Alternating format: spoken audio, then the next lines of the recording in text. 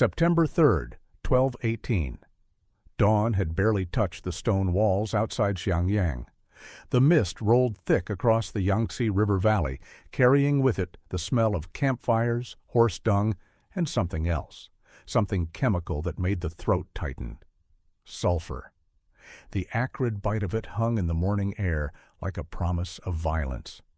Lieutenant Zhao Ming crouched behind the wooden barricade, his fingers working the mechanism of what his commanding officers had called that ridiculous toy. At 32 years old, his hands bore the scars of a dozen campaigns against the Jurchen Jin dynasty.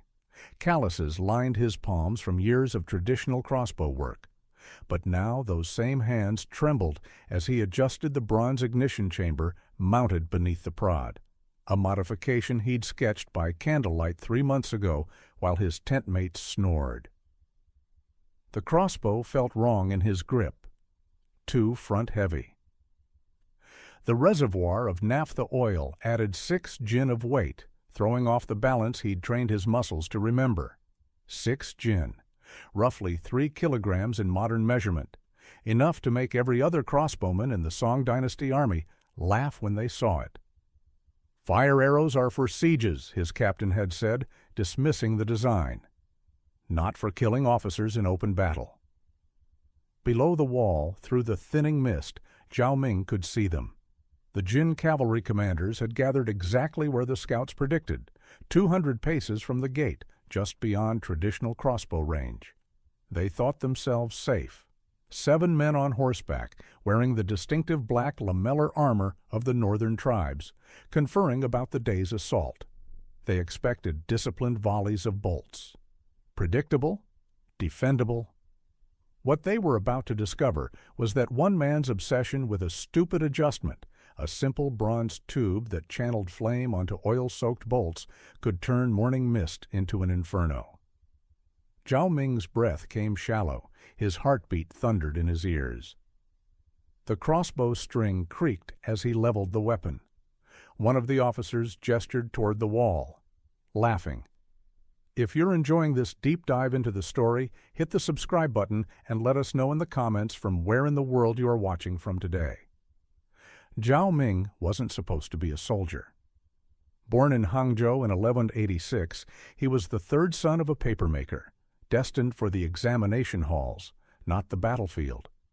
His childhood was spent mixing pulp and studying classics, his fingers more familiar with brushes than blades. But when the Jin invaded Sichuan in 1206, burning his uncle's village to ash, 12-year-old Zhao Ming made a decision that scandalized his family. He enlisted as an artillery apprentice. For the next 12 years, he served in the Crossbow Corps, the backbone of Song Dynasty military doctrine. He learned to span a crossbow in 4 seconds, learned to estimate wind speed by watching grass, learned to place a bolt through a man's eye socket at 150 paces. But Zhao Ming possessed a trait that made his superiors uncomfortable. He asked why too often. Why did crossbow bolts lose effectiveness beyond 180 paces? Why did the Jurchen cavalry always withdraw just outside that killing range? Why did Song commanders accept this limitation as inevitable? His tent mates called him the Tinkerer, not affectionately. In an army that valued discipline and uniformity, a soldier who modified equipment was viewed with suspicion. When he began sketching designs for fire delivery mechanisms in 1217, adapting siege warfare technology to individual weapons, the mockery intensified. Fire arrows are desperation weapons, his sergeant had explained with barely concealed contempt. Too slow to reload, too inaccurate. You want to be useful? Perfect your standard technique. But Zhao Ming couldn't forget what he'd seen at the Battle of Yehuling. Jin officers directing cavalry charges from just beyond crossbow range. Untouchable, making tactical adjustments in real time because Song forces couldn't reach them. The battle had been a massacre, 40,000 Song soldiers dead, and Zhao Ming had watched enemy commanders orchestrate it from safety. That night he'd opened his journal and written one question. What kills at 200 paces and creates panic? The answer was fire. The Jurchen Jin dynasty had perfected a military doctrine that exploited one critical weakness in Song defensive strategy: range limitation. Traditional Song military crossbows, the repeating Chu-ko-nu and the powerful siege crossbows, dominated battlefields between 50 and 180 paces. Within that zone, Song infantry could unleash devastating volleys. Historical records show that disciplined crossbowmen could maintain a rate of 8 bolts per minute with Chu-ko-nu repeaters, creating kill zones that cavalry couldn't penetrate. But the Jin commanders had studied these patterns for decades. They'd calculated the mathematics of Song defense and found the gap, 180 to 250 paces. In this zone, Jin cavalry officers could observe, communicate, and coordinate without risk. They wore distinctive armor, black lamellar with gold trim, specifically so their own troops could identify them at distance. They carried war banners and signal drums. They operated as mobile command centers, adjusting tactics based on real-time battlefield observation. Song generals called this zone the Ghost Range, close enough to see the enemy commanders, too far to touch them. The statistics were brutal. In 18 major engagements between 1215 and 1218, Jin cavalry forces maintained command cohesion in 16 battles. Kill ratios favored the Jin 3-1 in open field engagements. Song forces won only when they could force Jin cavalry into prepared defensive positions, where range advantage disappeared. The Jin gave their tactics a nickname that reflected their confidence: thunder without rain, the threat Song crossbows couldn't deliver. Standard Song doctrine acknowledged this problem but offered no solution. Fire arrows existed, yes, siege weapons that could launch flaming projectiles using large-scale mechanisms. But these were fixed installations requiring teams of men to operate. They fired in high arcs, suitable for igniting buildings or supply wagons, not precision targeting of individuals. The military manuals were explicit. Fire arrows sacrifice accuracy for spectacle, suitable for intimidation, unsuitable for tactical elimination. And yet, Zhao Ming had seen something the manuals didn't address. At the siege of Kaifeng in 1216, a malfunctioning siege engine had launched a fire arrow in a flat trajectory, almost horizontal. The projectile had traveled 220 paces before striking a water cart. The vehicle had erupted in flames so intense that soldiers 50 paces away had felt the heat. The accident killed no one important, but it planted a seed in Zhao Ming's mind. What if fire arrows didn't have to arc? What if the technology could be miniaturized, weaponized, made personal? What if one crossbowman could deliver fire with precision at 200 paces? The idea was heretical to military doctrine. His own captain had literally laughed when Zhao Ming first proposed it during a strategic briefing. You want to turn every crossbowman into a siege engine? Ridiculous. The mechanisms are too complex, too heavy, too slow. But Zhao Ming couldn't let it go, because he'd done the mathematics and the numbers didn't lie. A traditional bolt traveled at approximately 70 meters per second. At 200 paces, roughly 300 meters, flight time was 4.3 seconds, plenty of time for a target to move. But if the bolt carried fire, target movement didn't matter. Fire spread. Fire created panic. Fire killed officers and their horses and set multiple targets ablaze simultaneously. One accurate fire arrow could do what 20 traditional bolts couldn't: eliminate enemy command and control in the Ghost Range.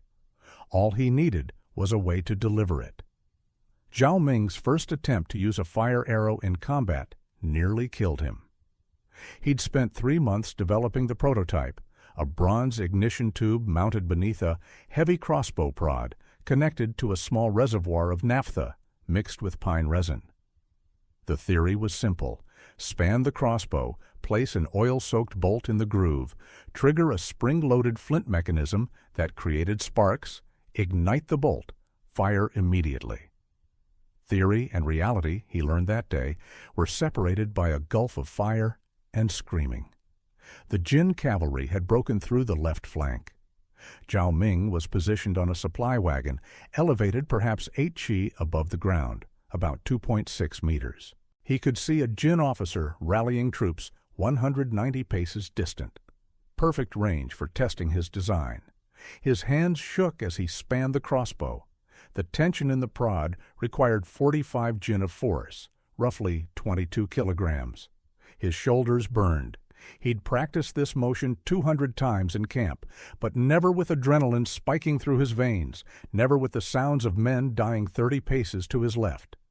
He placed the bolt, wrapped in cloth soaked in naphtha and sulfur, into the groove. Triggered the flint mechanism. The sparks caught immediately, too immediately. The bolt ignited while still in the crossbow. Flames erupted backward toward his face. Zhao Ming jerked his head away instinctively, and in that motion his right hand convulsed on the trigger. The crossbow fired wild, but worse, much worse, the naphtha reservoir beneath the prod cracked from thermal stress. Burning oil sprayed across his left forearm. The pain was instantaneous, overwhelming, a sensation like his arm had been plunged into molten metal. He screamed, dropped the crossbow, fell backward off the wagon. He remembered hitting the ground, remembered his sergeant's face appearing above him, shouting something inaudible beneath the roar of his own agony. Remembered other soldiers smothering his arm with dirt to extinguish flames he couldn't see through tears. The burns covered 6 cun of skin, roughly 20 centimeters, on his forearm. The camp physician said he was lucky. Another few seconds and the fire would have reached his elbow joint. He'd never have drawn a crossbow again. They carried him to the medical tent where he spent 9 days in a fever, his arm wrapped in honey and silk bandages. When the pain finally dulled to a constant throb, one thought dominated his mind. Why did it ignite before firing? Not, "I almost died." Not, "This design is too dangerous." Just, why? The question haunted him. Every night in the medical tent he replayed the sequence. Span, load, ignite, fire. The timing was wrong. The ignition happened 2 seconds too early, while the bolt was still stationary. That's when the flames had time to spread backward, to crack the reservoir, to turn his weapon into a hazard. On the 7th day, barely able to sit upright, Zhao Ming asked a physician's assistant to bring him paper and charcoal. His left arm was useless, still wrapped, but his right hand could draw. He sketched for 3 hours. The problem wasn't the fire. The problem was timing. He needed the bolt to ignite the instant it left the crossbow, after the string released, when forward momentum would carry the flames away from the mechanism and toward the target. That meant redesigning the ignition sequence. The flint striker couldn't activate before the trigger. It had to activate simultaneously with string release. A timing mechanism, something that translated the mechanical action of firing into immediate ignition. He sketched a modified trigger assembly, a dual-action mechanism where pulling the trigger did 2 things at once: released the crossbow string and drove a spring-loaded flint striker against steel, creating sparks that would ignite the oil-soaked bolt the instant it began moving forward. The difference was perhaps 1/3 of a second, the gap between catastrophic failure and revolutionary weapon. Zhao Ming stared at his sketch in the dim lamplight of the medical tent. His arm throbbed, his fingers ached from gripping the charcoal. But for the first time since the accident, he smiled. He'd identified the problem, which meant he could solve it. Zhao Ming returned to active duty on August 3, 1217. His left arm carried permanent scarring, puckered skin that would turn white and tight in cold weather. His commanding officer assigned him to quartermaster duties, assuming the injury had ended his combat effectiveness. Instead, Zhao Ming requested assignment to the armory. "I want to improve crossbow maintenance protocols," he told the armory master, a grizzled veteran named Liu Chen, who'd been repairing military equipment for 30 years. It wasn't entirely a lie. He did intend to work on crossbows, just not in the way anyone expected. Liu Chen studied the burns on Zhao Ming's arm, then nodded. "Maintenance duty, fine. But you follow my rules. No experimental nonsense." Zhao Ming agreed, then proceeded to conduct experimental nonsense every night after Liu Chen departed for evening meal. He needed to understand exactly what had gone wrong. Zhao Ming retrieved the damaged prototype from the discard pile. Liu Chen hadn't bothered to study it, had simply classified it as fire damage beyond repair, and laid it on the workbench. Using a bronze ruler marked in fen, 1 fen equals approximately 3.3 millimeters, he measured every component: the cracked naphtha reservoir, the position of the flint striker, the distance between striker and bolt groove. The striker was positioned 2 kun, roughly 6.6 centimeters, behind the bolt's resting position. When activated, the flint traveled forward, created sparks, and those sparks had approximately 1 chi, 33 centimeters, to reach the oil-soaked bolt wrapping. In still air, the sparks took 1.7 seconds to ignite the naphtha. He measured this by creating controlled sparks and timing ignition with a water clock borrowed from the astronomy section. 1.7 seconds. An eternity in combat. Enough time for flames to spread backward, for heat to crack the reservoir, for everything to go catastrophically wrong. He wrote in his journal, "Ignition must be instantaneous. Sparks must contact fuel at moment of firing, not before." The solution seemed obvious. Move the ignition point forward. Position the flint striker directly beside the bolt, so sparks contacted fuel immediately. Zhao Ming spent 12 hours machining a modified striker assembly. He repositioned the flint mechanism to sit flush with the bolt groove triggered by the same spring that released the crossbow string. At midnight in the empty armory, he tested it. He spanned a practice crossbow. Without the naphtha reservoir, he wasn't suicidal. Loaded a dry bolt wrapped in oil-soaked cloth and triggered the mechanism. The striker activated. Sparks flew. The cloth ignited.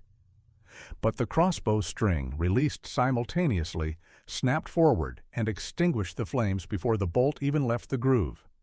The string's motion created wind. That wind killed the fire. Zhao Ming stared at the smoking cloth in disbelief. He'd solved one problem and created another. The ignition timing was perfect now, but the crossbow's own mechanics were fighting against the fire. He needed the flames to survive the string's passage, which meant he needed to shield the ignition point from wind, but only for the half-second it took the bolt to clear the string. He wrote, "Fire needs protection during launch, but protection cannot interfere with flight. Contradiction? Sleep deprivation makes the mind see strange connections." Zhao Ming, operating on 3 hours of rest, was organizing arrow supplies when he noticed something mundane: the way practice arrows were stored. They sat in wooden racks, each arrow resting in a small groove cut into the wood. The groove was slightly wider than the arrow shaft, perhaps 2 fen wider, creating a gap that prevented friction damage during storage. The gap, the space around the arrow. Zhao Ming froze, a bundle of arrows forgotten in his hands. What if the ignition point wasn't directly on the bolt? What if it sat in a small chamber, a protective pocket, that surrounded the bolt's rear section? The bolt would rest inside this chamber during loading. When fired, the bolt would exit forward through a narrow opening, while the chamber remained stationary, protecting the flames from the string's wind for just long enough to establish combustion. A combustion chamber, not attached to the bolt, but housing it. He spent the next 8 hours sketching. The chamber would be bronze, shaped like a small tube with an open front for bolt exit and a closed rear, where the flint striker sat. The bolt's tail would rest inside this tube during loading. Oil would drip from the reservoir into the chamber, pooling around the bolt's wrapped sections. When the striker activated, sparks would ignite oil in the confined space, protected from wind, and the bolt would drag flames forward as it launched. The chamber would be 3 kun long, roughly 10 centimeters, and 2 kun wide, 6.6 centimeters. small enough to mount beneath the crossbow prod without throwing off balance too severely. It was elegant, simple, and completely untested. Zhao Ming fabricated the combustion chamber from scrap bronze, working through 2 consecutive nights. Lu Chen noticed his exhaustion and commented, "You look like death. Whatever woman is keeping you awake, she's not worth your health." Zhao Ming just nodded and continued filing metal. On the 4th night, he assembled the complete prototype in darkness, working by touch as much as sight. The combustion chamber mounted beneath the prod. The naphtha reservoir, now double-walled for insulation, connected via a small valve he could control with his thumb. The flint striker nested in the chamber's rear, triggered by a modified lever integrated into the firing mechanism.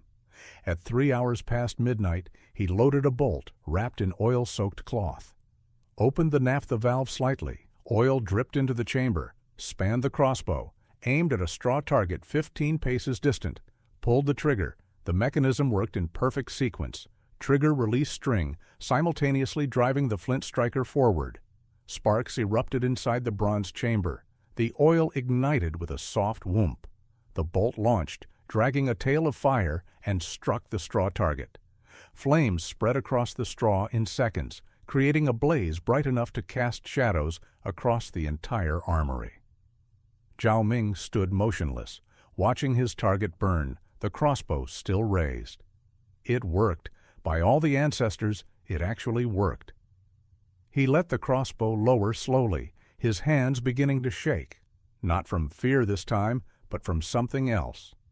Vindication, proof, the physical manifestation of an idea that everyone had called impossible.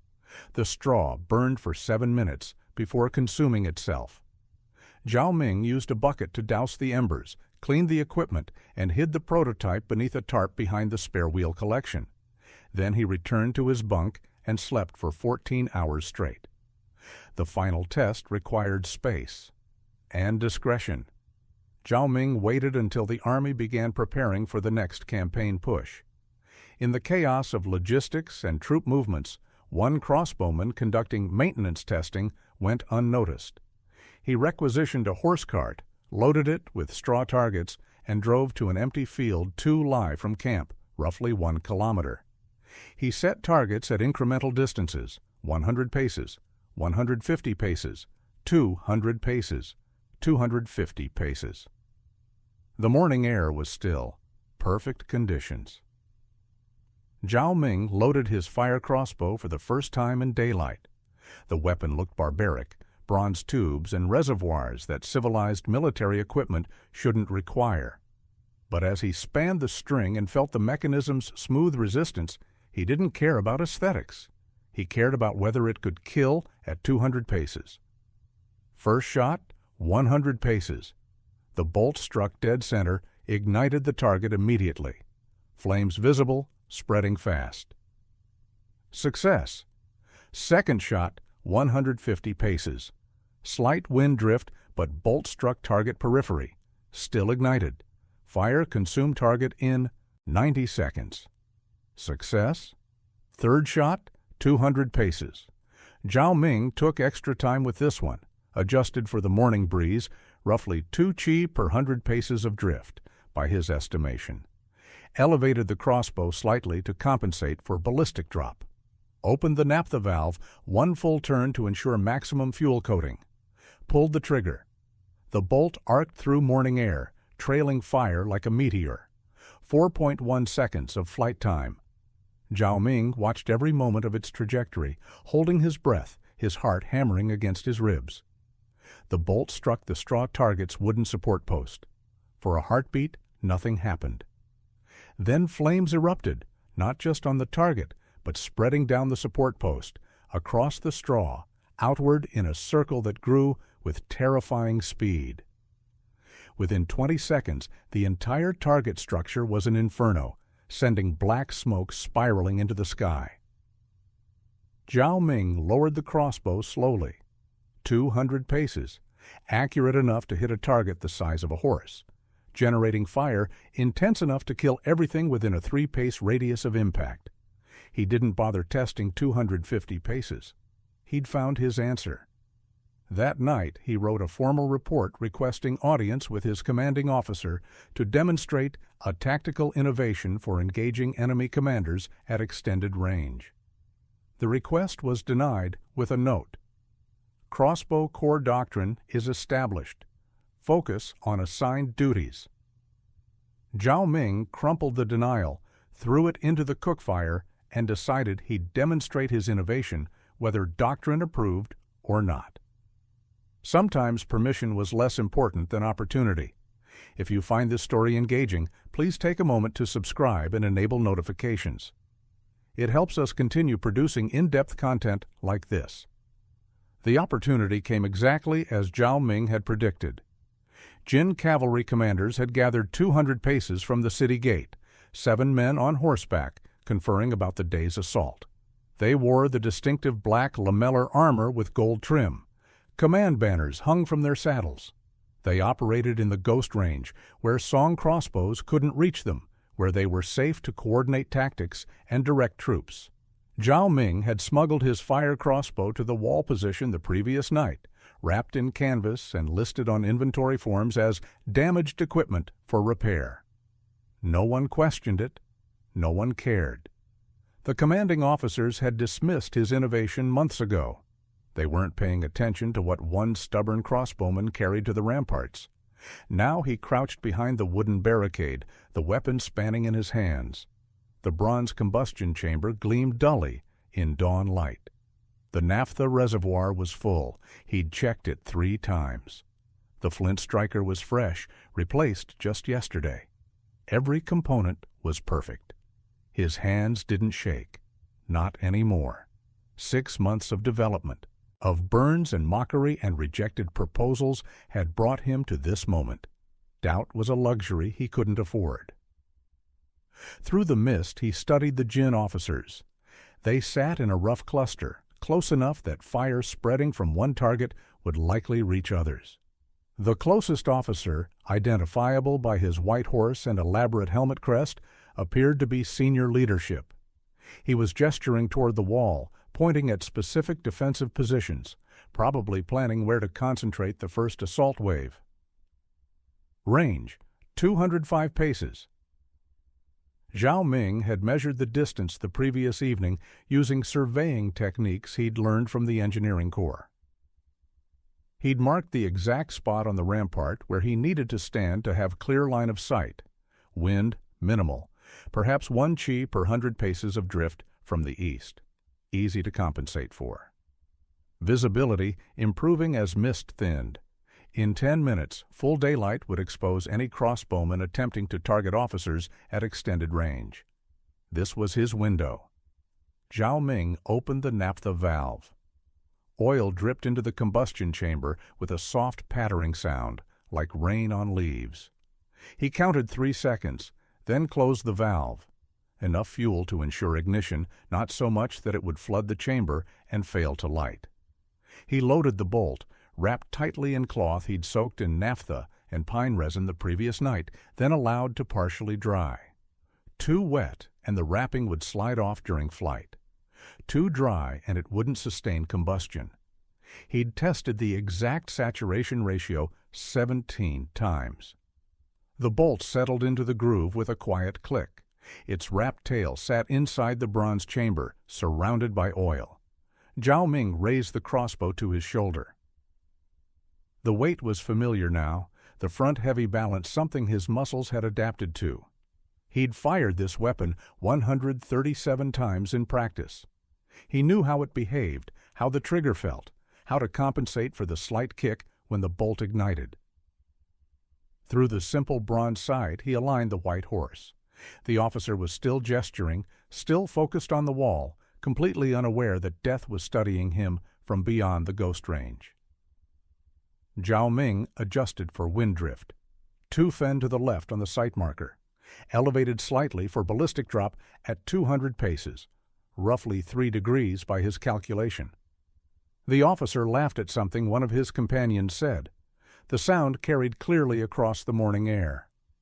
Zhao Ming's finger tightened on the dual trigger mechanism. He exhaled slowly, emptying his lungs, stilling his body.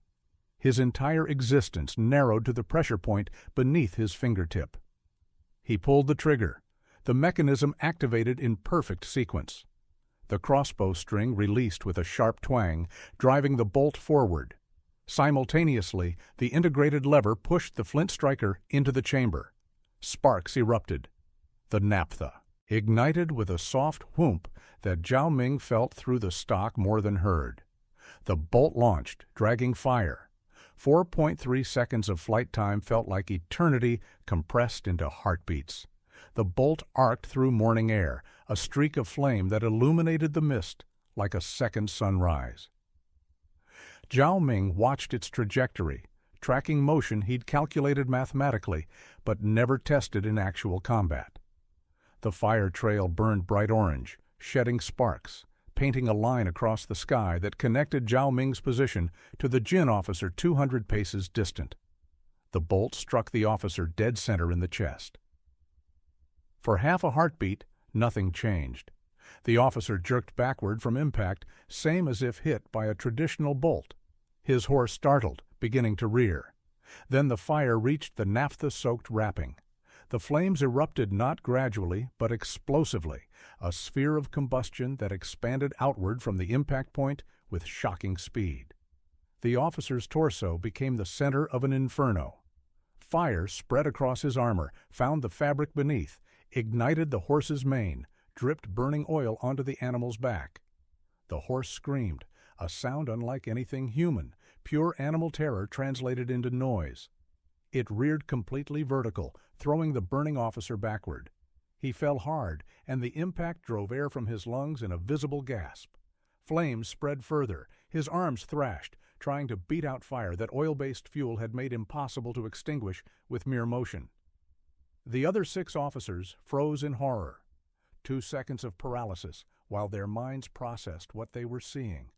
Fire at 200 paces, fire from the wall, fire that wasn't supposed to be possible. Then the dead officer's horse bolted directly into the cluster. The animal's panic was total, its movement pure instinct, run from the fire on its back.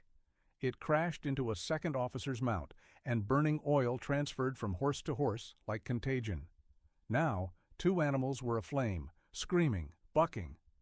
The second officer tried to dismount, lost his grip, fell beneath his own horse's hooves. Zhao Ming was already reloading. His hands moved with mechanical precision.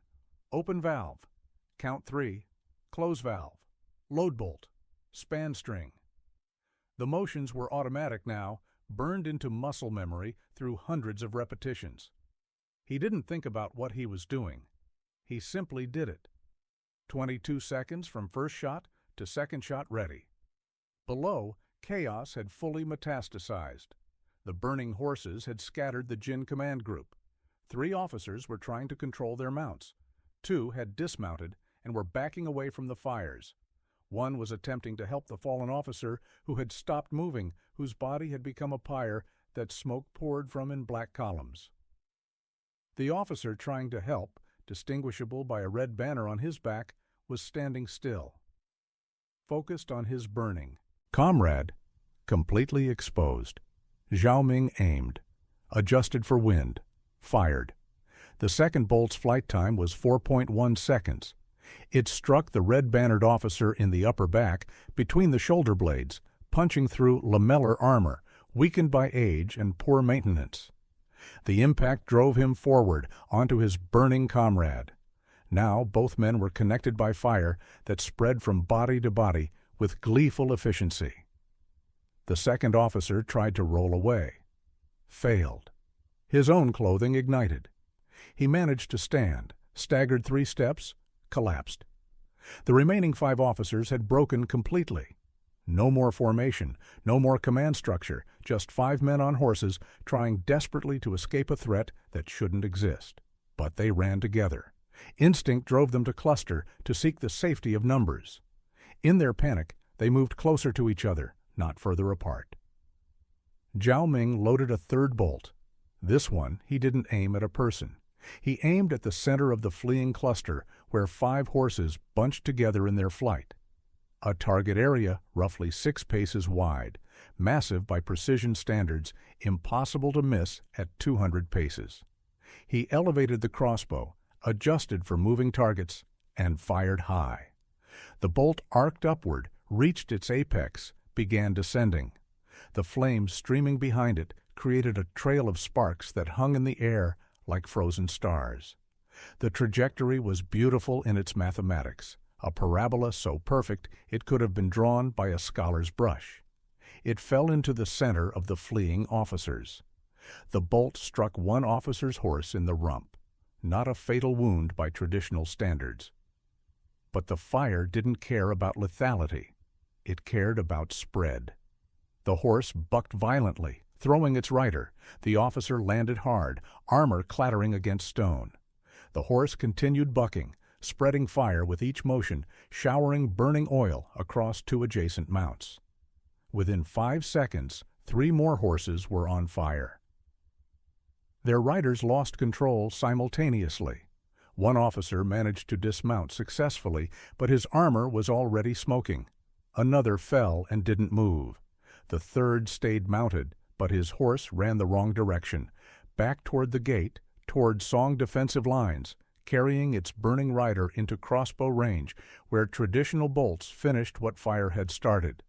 The entire engagement lasted 93 seconds, from first shot to last Jin officer falling. 7 enemy commanders, dead or dying, killed by 3 bolts fired by 1 man from beyond the ghost range. Zhao Ming lowered his crossbow slowly. His hands were steady.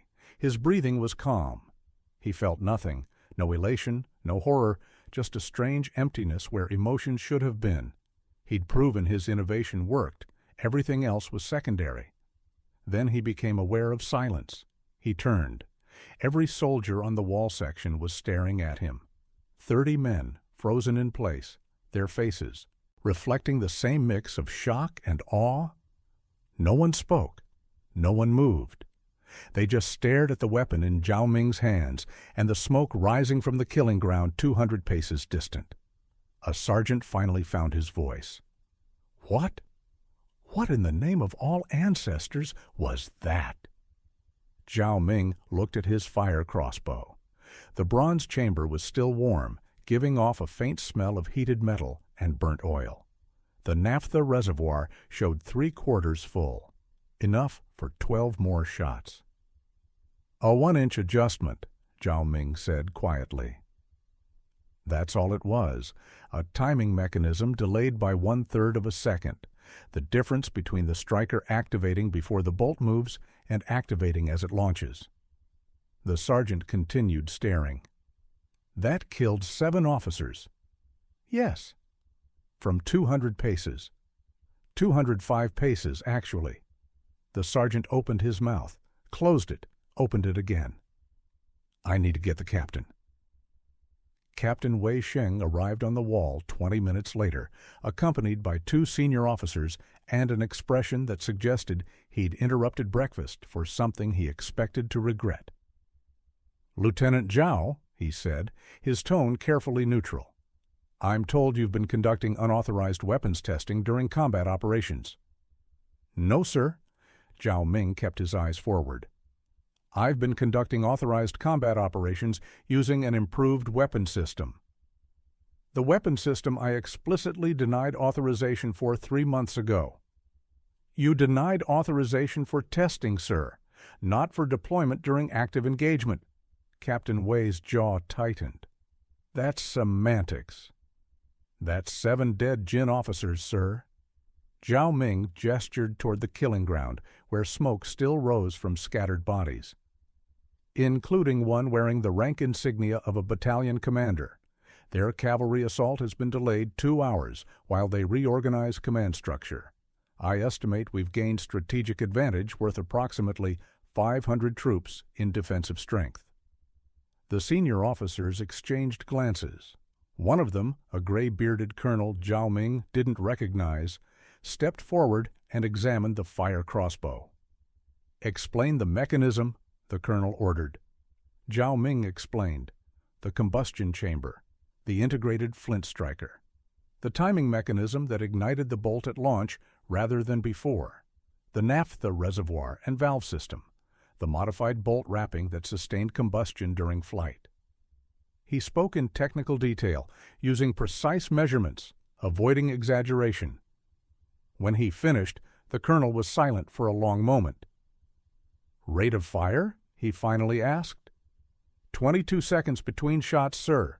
Traditional crossbow is approximately 7 seconds. The trade-off is range and lethality. This weapon kills at 200 paces and creates area denial through fire. Traditional crossbow requires direct hits and doesn't affect nearby enemies. Accuracy? Against static targets at 200 paces, 6 in 10 bolts strike within a 2-pace radius. Against moving targets, approximately 4 in 10, sufficient for engaging command clusters or cavalry formations. Cost of construction? 12 taels of silver per unit, sir. Primarily bronze for the combustion chamber and specialized steel for the flint mechanism. That's 3 times the cost of a standard military crossbow, but the bronze components are reusable.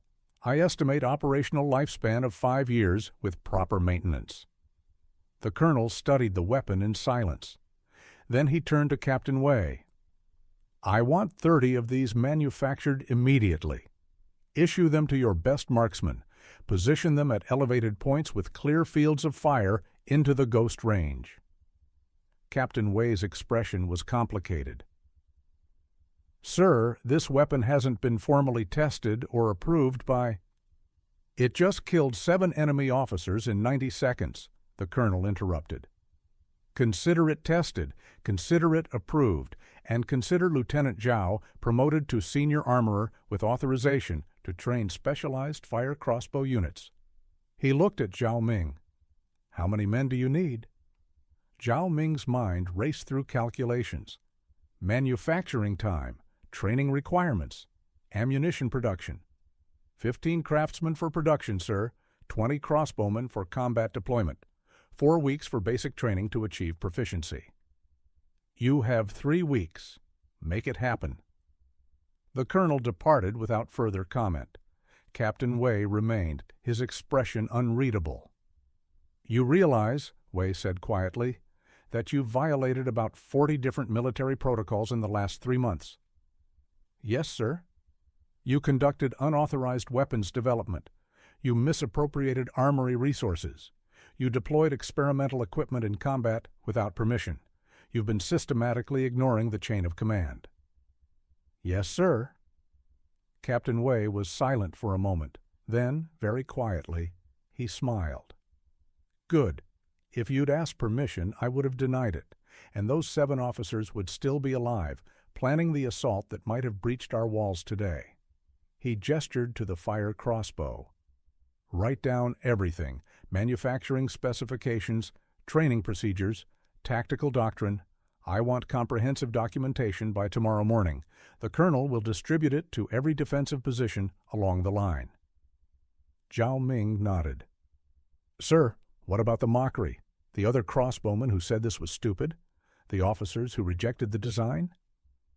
Captain Way's smile widened slightly.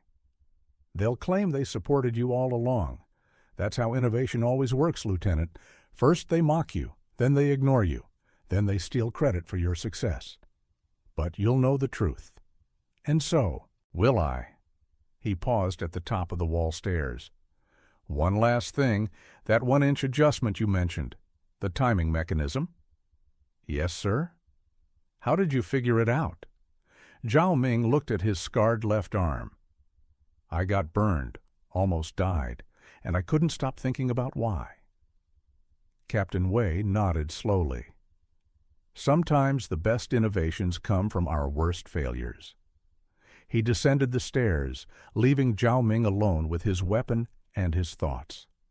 That night, by lamplight, Zhao Ming began writing. Not just technical specifications, but everything. The mathematics of trajectory, the chemistry of naphtha combustion, the psychological impact of fire weapons on cavalry formations, the tactical doctrine for maximizing ghost range coverage. He wrote for 6 hours straight, his hand cramping, his eyes burning with exhaustion. But he didn't stop until the documentation was complete. Because he understood something his superiors didn't yet realize. This weapon would change warfare, not immediately, not dramatically, but inevitably. One crossbow man with a fire weapon could neutralize enemy command at extended range. A unit of fire crossbowmen could create impassable zones where officers couldn't operate. An army equipped with fire crossbows could dictate engagement ranges and force enemy formations into defensive postures. The Ghost Range, that 200-pace gap where Jin commanders had operated with impunity for years, was now a killing field. And Zhao Ming had created it with one modification, a bronze tube that delayed ignition by 1/3 of a second. 1 inch of metal, 3 months of obsession, 7 dead officers in 90 seconds. The mathematics were undeniable. The proof was written in smoke and scattered bodies below Xiangyang's walls. And by morning, every fortress commander along the Song defensive line would receive documentation on how to replicate it. Fire had replaced luck. Engineering had replaced doctrine. And the Jin cavalry's greatest advantage had become their most dangerous liability. The fire crossbow spread through Song dynasty defenses not through official channels, but through a network of soldiers who understood desperation. Within 2 weeks of the Xiangyang engagement, 3 fortresses along the Jin front line had manufactured crude copies of Zhao Ming's design. The documentation Captain Wei distributed was comprehensive, but soldiers are practical people. They simplified what they could, adapted what they couldn't replicate, and improved what their specific situations demanded. The garrison at Fancheng created a lighter version using iron instead of bronze, sacrificing durability for easier handling. The crossbowmen at Dayan added a second combustion chamber for faster reloading, 2 preloaded bolts instead of 1. The defenders at Zhaoyang experimented with different fuel mixtures and discovered that adding powdered charcoal to naphtha increased flame intensity by approximately 30%. None of these modifications received official approval. Most violated standard procurement protocols. But they worked. By November 1218, Song dynasty commanders began noticing a pattern in battle reports. Jin cavalry assaults were stalling at longer ranges. Enemy officers were maintaining greater separation distances. Casualty ratios were shifting. Fewer Song infantry losses. More Jin command disruptions. The Jurchen commanders noticed too. And they adapted. One captured Jin tactical manual from December 1218 contained a new section. Defense against fire arrows. The instructions were specific. Command groups must maintain minimum separation of 30 paces. Officers must carry fire suppression materials, sandbags and wet wool blankets. Command positions must include water carts. Never cluster in static positions beyond Song wall range. The Ghost Range was collapsing. The 200-pace zone where Jin commanders once operated safely had become a space they actively avoided. Fire crossbows couldn't eliminate enemy command entirely. The Jin adapted too quickly for that, but they forced operational changes that degraded overall effectiveness. Specific battles demonstrated the impact. Battle of Dengzhou, January 15, 1219. Song defenders equipped with 47 fire crossbows repelled a Jin cavalry assault by eliminating 6 of 7 command officers in the opening engagement. The remaining cavalry units, lacking coordination, withdrew after suffering 30% casualties. Historical victory achieved by fewer than 200 Song troops against a force estimated at 800. Siege of Saiping, March 22, 1219. Jin forces adapted by positioning commanders 300 paces from Song walls beyond fire crossbow range. But this distance degraded their ability to observe and respond to tactical changes. Song infantry conducted a successful counterattack that overran Jin artillery positions while enemy commanders remained too distant to coordinate effective response. The innovation created something military historians later called command displacement, a tactical doctrine where neither side could effectively operate in certain ranges without accepting disproportionate risk. But the spread of fire crossbows also created unexpected problems. In April 1219, a Song crossbowman at Hefei accidentally triggered his fire crossbow while loading it on an ammunition cart. The resulting fire destroyed 6 carts of supplies and killed 3 logistics personnel. The accident prompted the first official safety protocols for fire weapon handling, procedures that Zhao Ming himself helped develop. Manufacturing quality became another issue. Some fortresses, desperate for fire crossbows but lacking skilled craftsmen, produced weapons with faulty combustion chambers or inadequate reservoirs. Several exploded during use, killing their operators. By summer 1219, the Song military administration issued formal specifications requiring inspection and certification of all fire crossbows before deployment. Zhao Ming, now officially designated Senior Engineer of Special Armaments, traveled between fortresses conducting inspections and training. He developed a checklist, 17 points that determined whether a fire crossbow met safety and effectiveness standards. Weapons that failed inspection were destroyed, their metal reclaimed for proper reconstruction. In garrison ledgers and personal journals from 1219 and 1220, a nickname appears repeatedly: Zhao's Dragon Teeth. That's what frontline soldiers called the fire crossbows. Not official designation, not technical nomenclature, just recognition that Zhao Ming's innovation bit hard and inspired fear. The Jin gave them a different name: Ghost Fire, their word for something that killed from beyond natural range, something that shouldn't exist but did. Both names stuck. Both reflected the same truth. A 1-inch adjustment to an ignition mechanism had changed how 2 armies thought about engagement distance, officer safety, and the permanent imbalance between attackers and defenders. The Song-Jin War ended in 1234, not through fire crossbows, but through the more mundane mathematics of attrition, politics, and Mongol intervention from the north. But by war's end, fire crossbows had become standard equipment in fortress defenses throughout the southern provinces. Zhao Ming survived the war. He was 48 years old at conflict's end, still carrying the scars on his left arm, still working in armories when peace rendered his specialized weapons less urgent. The military administration offered him retirement with honors and a modest pension. He declined. Instead, he requested assignment to the Imperial Archives in Linan, modern Hangzhou, where he spent his final years documenting military innovations, not just his own, but technologies he'd observed across decades of service. His manuscript, Systematic Approaches to Projectile Fire Weapons, was completed in 1238. The text is matter-of-fact, almost tediously technical. Zhao Ming wrote without flourish or self-aggrandizement. He simply recorded what worked, what failed, and why. The section on fire crossbows comprises 47 pages of detailed specifications illustrated with precise diagrams. One passage stands out. The modification that proved effective was not complex. A combustion chamber measuring 3 kun in length positioned to house the bolt's rear section during loading. An integrated flint mechanism activated simultaneously with string release. The critical detail: synchronization. Fire must ignite as the bolt begins forward motion, not before. The difference is approximately 1/3 of 1 second. This fraction of time separates functional weapon from lethal hazard. No drama, no mention of the mockery he endured or the burns he suffered. Just engineering. Zhao Ming died in 1241 at age 55.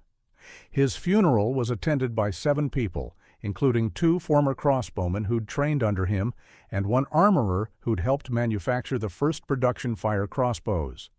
The official records list him as Senior Engineer, retired, noted for innovations in crossbow design. But his innovation outlived its inventor by centuries. By 1250, Fire crossbows, or variations thereof, appeared in military arsenals across East Asia. Korean forces developed similar designs called hwacha, scaling up the concept to launch multiple fire arrows simultaneously. Japanese castles incorporated fire arrow defenses by the late 13th century, though their versions used different ignition mechanisms. The Mongol armies, which eventually conquered the Song dynasty, studied captured fire crossbows extensively. While they didn't widely adopt the weapons, Mongol tactical doctrine favored mobility over fortification. They incorporated fire-based projectiles into siege warfare. Some historians argue that Mongol experiments with gunpowder-propelled projectiles in the 1260s were influenced by Song fire crossbow engineering. Zhao Ming's combustion chamber design created a template that military engineers built upon for 3 centuries. The basic principle, protecting ignition sources during launch, became foundational to early firearm development. When gunpowder weapons emerged in the 14th century, the bronze chamber design influenced cannon barrel construction and hand cannon mechanisms. A 1388 Ming Dynasty military manual, Huolongjing, Fire Drake Manual, contains a section on fire crossbows that directly references Zhao Ming's specifications. The manual credits engineer Zhao of the Song period with developing systematic methods for projectile fire delivery at extended ranges. The concept Zhao Ming developed, using combustion chambers to protect and direct fire during projectile launch, is recognizable in modern weapons technology. While gunpowder obviously superseded naphtha-based systems, the engineering principle remained: controlled combustion in a protective chamber that directs force forward rather than allowing it to disperse. Military historians studying medieval East Asian warfare often cite Zhao Ming's fire crossbow as an example of individual innovation disrupting tactical doctrine. Several modern military academies include case studies of the fire crossbow in courses on adaptive technology development, focusing on how one engineer's persistence against institutional resistance created measurable strategic advantage. 3 fire crossbows believed to be Song dynasty originals survive in museum collections. One is housed in the Palace Museum in Beijing, another in the National Museum of Korean History, and a third in a private collection in Taiwan. All 3 share the distinctive bronze combustion chamber design Zhao Ming documented. The Beijing specimen has been extensively studied. Materials analysis confirms Song dynasty bronze composition. The combustion chamber shows carbon scoring consistent with repeated use. The flint striker mechanism, though corroded, matches Zhao Ming's documented specifications with precision measured in millimeters. In 2012, Chinese materials scientists conducted reconstruction experiments using historically accurate materials and manufacturing techniques. They successfully created a functional fire crossbow capable of igniting targets at 200 meters, remarkably close to Zhao Ming's documented range of 205 paces. Zhao Ming's manuscript survived because it was copied multiple times for distribution to military archives. 8 known copies exist, with the most complete version held in the first historical archives of China. The manuscript includes not just technical specifications, but personal observations, his reflections on design failures, notes on individual craftsmen who helped manufacture components, even a brief acknowledgement of the burns he suffered during early testing. One margin note, written in different ink than the main text, appears to be a later addition. The weapon served its purpose: fire where others saw only darkness, that is, sufficient legacy. Whether Zhao Ming wrote this reflection or another archivist added, it posthumously remains unclear, but the sentiment captures the essence of his contribution. He found a solution where military doctrine insisted none existed, and he pursued it despite mockery, injury, and institutional resistance.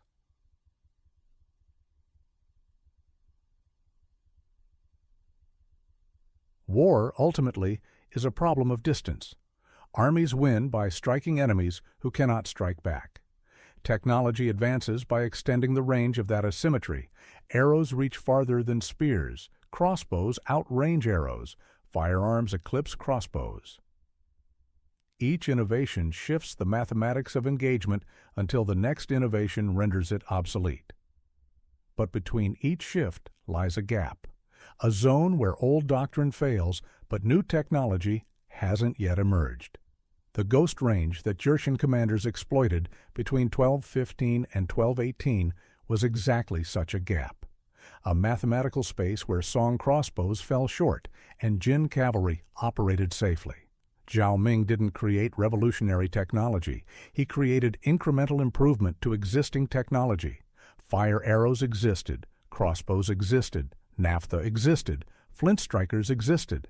The innovation was integration, combining known elements in a configuration nobody had attempted because conventional wisdom said it wouldn't work.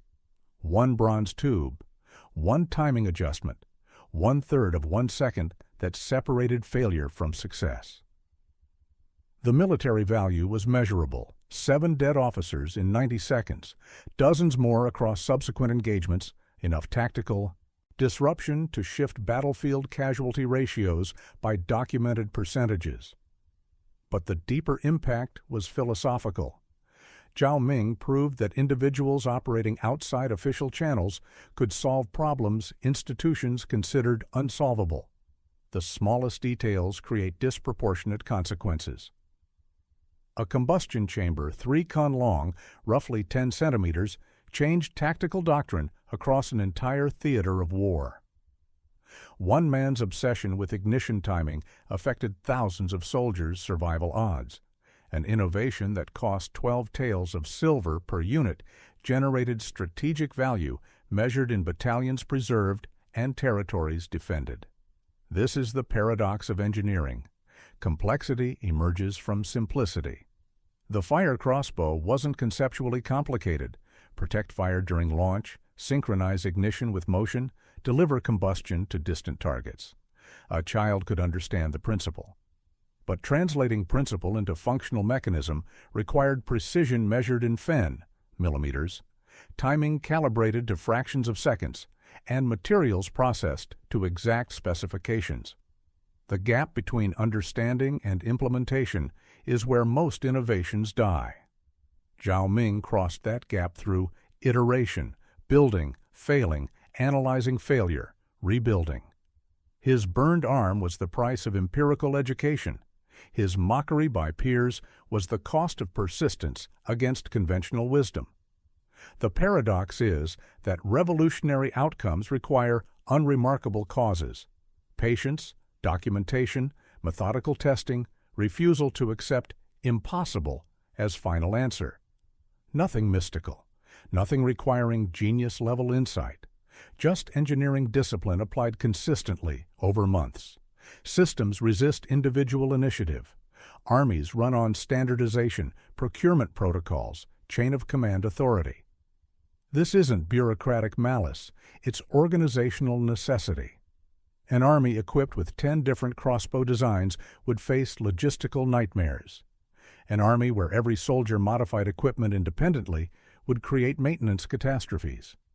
But systems also calcify. They preserve solutions to yesterday's problems while remaining blind to today's opportunities. The Song military administration rejected Zhao Ming's design not from incompetence, but from reasonable conservatism. Fire weapons had historically been siege equipment, unreliable for individual use. Doctrine reflected accumulated experience. Zhao Ming's contribution was proving doctrine wrong through demonstration rather than argumentation. He didn't debate whether fire crossbows could work. He built one that did work, then used it to kill 7 officers while his superiors watched. Action superseded authority. This pattern recurs throughout innovation history. Individuals operating at system edges develop solutions that centralized planning overlooks. Not because central planning is stupid, but because central planning optimizes for known problems. Edge operators encounter new problems daily. They're forced to innovate or die. The human element in warfare is this: Battles are fought by individuals who must adapt faster than doctrine evolves. Technology changes slowly. Training takes months. But tactical situations shift in seconds, and survival depends on individuals making judgment calls that handbooks never anticipated. Zhao Ming survived not just because he was a good engineer, but because he understood that permission and approval were luxuries irrelevant to necessity. When Jin officers operated beyond crossbow range, institutional approval wouldn't close that gap. Only engineering would, so he engineered. The final image, September 3rd, 1218, dawn at Xiangyang's walls. Zhao Ming crouches behind the wooden barricade, the fire crossbow spanning in his hands. Below, 7 Jin officers confer in the ghost range, confident in their safety, unaware that they're being studied by a man who spent 6 months turning obsession into weapon. The moment before he fires is the moment where everything changes. Before, doctrine says fire arrows are siege weapons, impractical for individual use, unsuitable for tactical targeting. Before, the ghost range is enemy sanctuary. Before, Song crossbowmen watch helplessly while Jin commanders orchestrate assaults from beyond reach. After, 1 bolt burns through morning mist. After, 7 officers die in smoke and screaming horses. After, the ghost range becomes killing ground. The moment between before and after, that instant when Zhao Ming's finger tightens on the trigger, is the moment where individual innovation collides with institutional assumption and shatters it. He pulls the trigger. The mechanism activates. Fire launches across 200 paces. And warfare changes, not dramatically, not obviously, but measurably. Permanently. 1 inch of bronze, 1/3 of a second of timing. One man who couldn't accept that a problem was unsolvable. That's all revolution requires. Not genius, not resources, not institutional support, just refusal to accept impossible as answer and willingness to burn yourself proving otherwise. The gap between what exists and what could exist is measured not in possibility, but in willingness to attempt what others dismiss. Thank you for watching. For more detailed historical breakdowns, check out the other videos on your screen now. And don't forget to subscribe.